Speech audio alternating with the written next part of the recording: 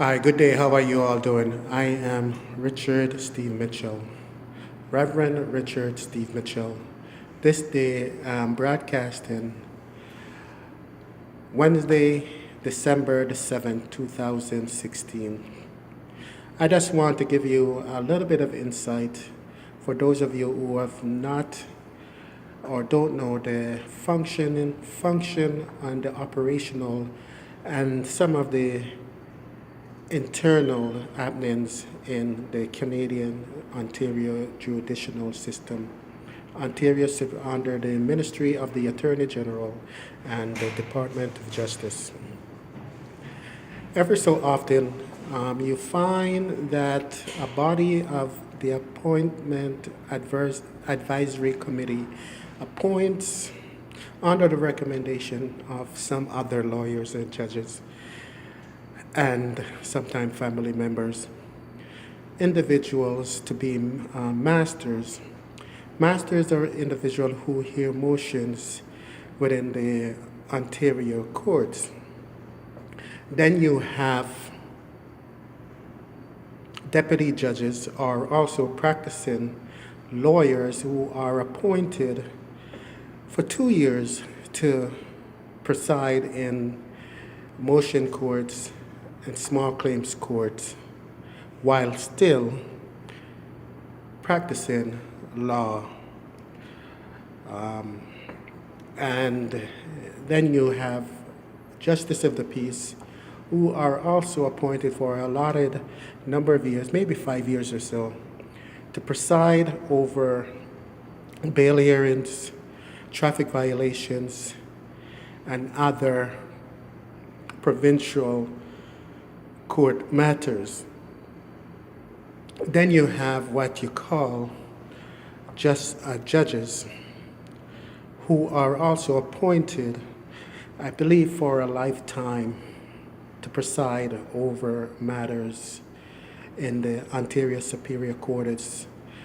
And some of these can also preside in divisional courts.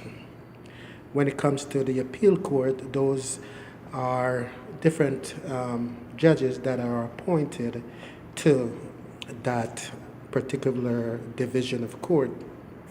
But what I have come to know, especially in the civil courts, you have judges and their colleagues who they sit before, and what the quote unquote under the provision of the Ontario Court Act, they are permitted to make mistakes or what you call error.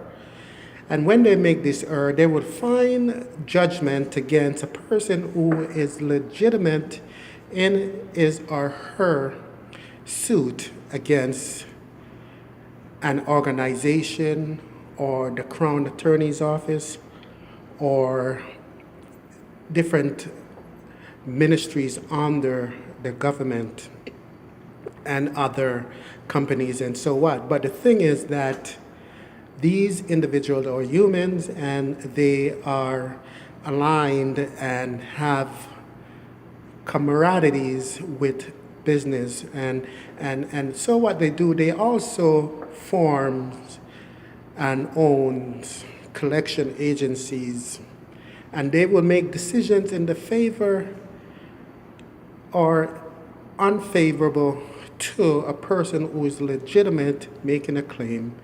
And what they will do is give them deadlines and so on and so forth. And then they will have their own collections agency with, quote unquote, it would appear that they are arm's length from, which is meaning that it is not documented under their name to some degree.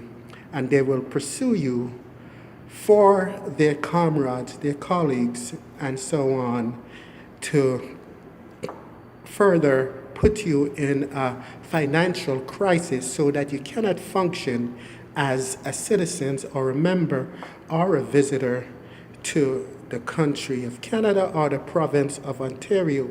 So it becomes very much tedious, frustrating, and aggravating to some persons who, after a while, are drained also by other lawyers who are legal minds or legal students that are carrying a number from the law society. One big circle is it's just like domestic violence. It is just like sexual violence. It's just like criminal minds. One big circle that needs to be broken. So I ask you to be one of those persons who will break that cycle of abuse in every capacity that exists in corruption within the judicial system. I know it is a hard cycle to break. Most recently, we had members from the attorney's office, lawyers, clerks, and other individuals, bodies who are trying to break and stop the inadequacies that exist in other oversight bodies. But what we need to understand that every body of organization has some kind of insufficiency which needs to be broken. Again, I am Richard Steve Mitchell, Richard Mitchell, genuinely, uniquely RSM, Friends for Life Outreach Ministry, saying that we must break the cycle of abuse.